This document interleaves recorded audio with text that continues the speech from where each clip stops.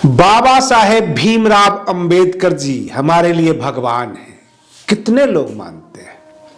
जी हां दोस्तों, मैं आरडी भारती और आप देख रहे हैं बिहारी सुल्तान।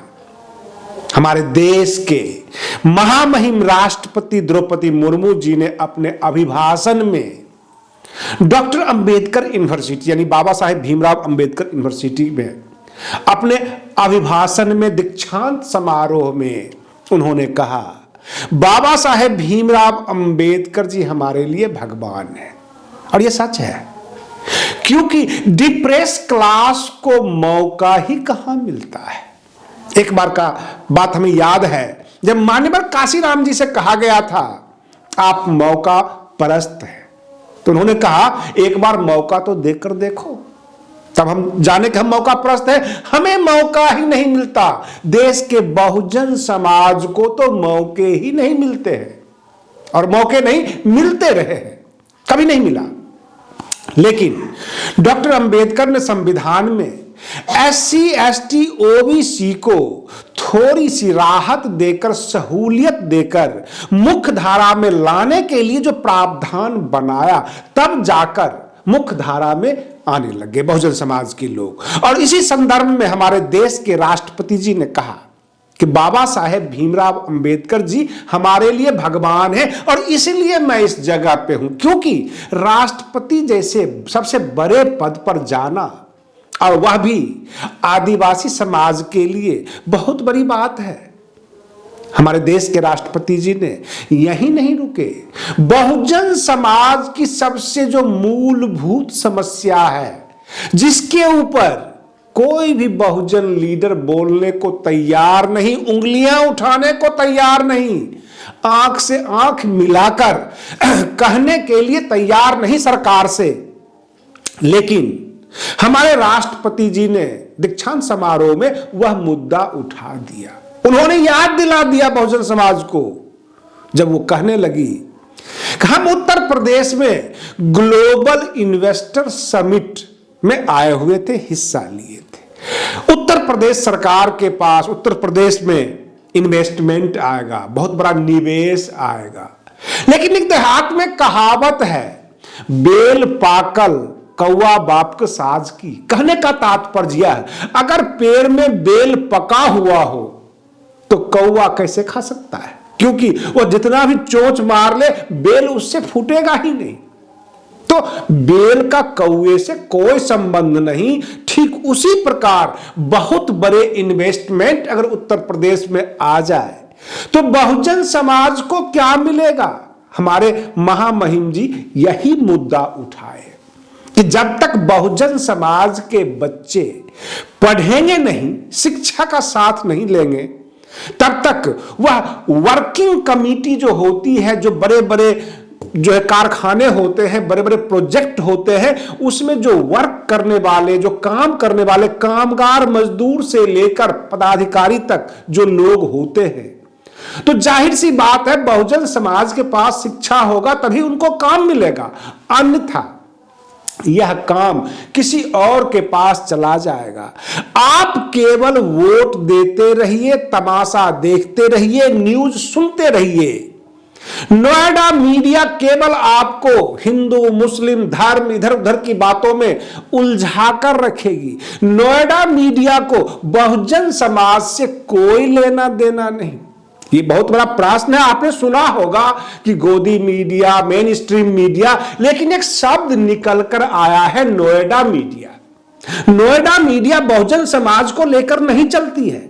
नोएडा मीडिया जो है बहुजन समाज के मुद्दे से उसे कोई लेना देना नहीं। और बहुजन समाज के जो लीडर्स हैं आजकल वो रामचरितमानस में भी उलझे हुए हैं, उनको बहुजन समाज के शिक्षा से भी कोई लेना देना नहीं है। लेकिन हमारे देश के राष्ट्रपति जी महामहिम द्रौपदी मुर्मू जी ने यह मुद्दा उठा दिया कि अगर उत्तर प्रदेश में बहुत बड़ा इन्वेस्टर समिट था, ग्लोबल समिट था इन्वेस्टरों का, और इन्वेस्टमेंट आएगी तो उसमें बहुजन समाज को तब अपॉर्चुनिटी मिलेगी, तब मौका मिलेगा जब बहुजन समाज के लोग शिक्षित होंगे और शिक्षा से जुड़े हुए होंगे। ये संदेश देना चाहती थी। आप अपने बच्चों को पढ़ाइए, पढ़ा लिखा कर तैयार कीजिए। डॉक्टर अंबेडकर ने सच में कहा था, संसद चलो, संसद पहुंचो, लेकिन संसद में मात्र 543 ही जगह है। अगर 543 की 543 लोग बहुजन समाज के आ जाए तो देश की आबादी 135 करोड़ से ज्यादा है, जिसमें 85% बहुजन समाज के लोग हैं। पदाधिकारी स्तर पर और इंडस्ट्रियलिस्ट स्तर पर उद्योग धंधे में बहुजन समाज को आगे आना होगा। केवल राजनीति से काम नहीं चलेगा। बहुजन समाज के लोगों को शिक्षा से जुड़ना होगा, तभी सरकारी मौके वो ले पाएंगे। इस तरह से हमारे राष्ट्रपति जी संदेश दे रही थी।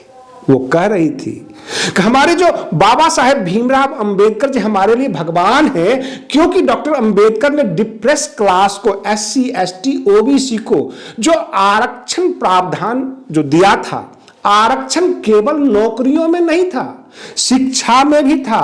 कहने का तात्पर्य हर जगह डिप्रेस क्लास को मौके मिलने चाहिए, और जब तक उस मौके का वो फायदा नहीं उठाएगा, मुख्य धारा में खड़ा ही नहीं हो पाएगा। समय समय पर हमारे राष्ट्रपति जी आगाह करते हैं। उनका इशारा यह होता है कि सरकार ये काम कर रही है, परंतु तुम मौका नहीं ले पा रहे हो, क्योंकि तुम शिक्षा से दूर हो, तुम जो है सिस्टम से भी बहुत दूर हो। सिस्टम में अगर जुड़ना है तो शिक्षा का सहारा लेना होगा, और शिक्षा का सहारा तब मिलेगा जब आप संविधान के उन अनुच्छेद के बारे में जानेंगे, आप संविधान के बारे में जानेंगे, तब जाके आप तमाम प्रकार के मौके का फायदा ले सकते हैं। आप धार्मिक ग्रंथों में ना उलझें, आप इधर उधर की बातों में ना उलझें, आप अपने बच्चों को शिक्षा की तरफ लगा दें। आप संविधान की जितनी भी धाराएं हैं, जितने भी अनुच्छेद हैं, उसके हिसाब से अपने समाज को, अपने बच्चों को तैयार कीजिए। ये बहुत बड़ी बात थी। लोगों ने केवल एक बात समझा कि महामहिम ने कह दिया कि डॉक्टर भीमराव अंबेडकर जी हमारे लिए भगवान हैं, लेकिन डॉक्टर भीमराव अंबेडकर जी ने क्या क्या दिया आपको, उससे कितना फायदा आप ले सकते हैं, यह बहुत बड़ी कमी है। जो हमारे नेतृत्व करने वाले, जो हमारे लीडर्स हैं, जो हमारा बहुमूल्य वोट लेते हैं, जो हमें ये कहते हैं कि हम आपके हैं, हम आपके लिए लड़ रहे हैं, परंतु हमारे बच्चों के लिए वो नहीं लड़ रहे हैं, हमारे बच्चों की शिक्षा के लिए वो नहीं लड़ रहे हैं, हमारे रोजगार के लिए वो नहीं लड़ रहे हैं, केवल वो गोलबंदी करके अपने लिए लड़ रहे हैं ताकि उनकी कुर्सी पक्की हो, हमारे बच्चे बाहर में जाए, हम धक्के खाते रहे, हम बेरोजगारी का दर्द हमें झेलना पड़ेगा, भूखमरी हमें मिलेगी, आवास का लाभ हमें नहीं मिलेगा, परंतु हमारा वोट इनको चाहिए क्योंकि ये हमारे लीडर हैं। इस तरह की समस्याएं पैदा किया गया है इस लोकतंत्र में। और आपको बता दें, जो ब्रेकिंग न्यूज है जो आ रही है कानपुर देहात से, बुलडोजर से एक परिवार में 3 व्यक्ति की मौत हो जाती है, तो क्या हम माने? जो हमारी वर्तमान सरकार है, चाहे उत्तर प्रदेश की व्यवस्था हो, क्या गैर जिम्मेदार है? क्या उन्होंने ऐलान नहीं किया, सायरन नहीं बजाया, या ये नहीं कहा कि आप लोग निकल जाओ? ये गैर जिम्मेदाराना हरकत हो सकता है। रही बात ये, उत्तर प्रदेश से बहुत सारी घटनाएं आ रही है। अब तो BBC जैसे मीडिया हाउस के ऊपर छापे पड़ने लग गए।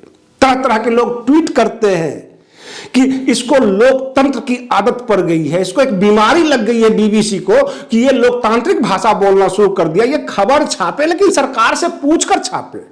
इस तरह की बातें हो रही है।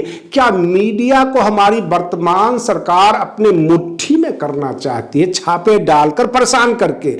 आप अपना महत्वपूर्ण कमेंट्स जरूर कीजिए। और रही बात ये, आकाश आनंद जो बसपा के नेशनल कोऑर्डिनेटर हैं, उन्होंने कहा कि हमारा जो ग्रंथ है वो संविधान है, हमारा कोई इस तरह का धर्म ग्रंथ नहीं है, तुम धर्म ग्रंथों में लगे रहो और हम संविधान पढ़ेंगे। तो इसमें कितना दम है, ये आप अपना महत्वपूर्ण कमेंट्स करके जरूर बताएं, क्योंकि बसपा पूरी तरह से गोलबंद कर रही है दलित मुस्लिम समीकरण, SC ST OBC को एक जगह लाकर, और कई बार बीच बीच में जो खबरें आ रही है, बहुत बड़े बड़े मुस्लिम लीडर सब बसपा के साथ जुड़ रहे हैं, जिसमें आजम खान जी का भी नाम अब जुड़ रहा है।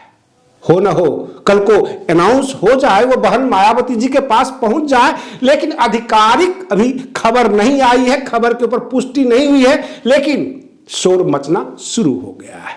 आप बने रहिए बिहारी सुल्तान चैनल पर, हम फिर मिलते हैं अगले वीडियो में, तब तक के लिए धन्यवाद।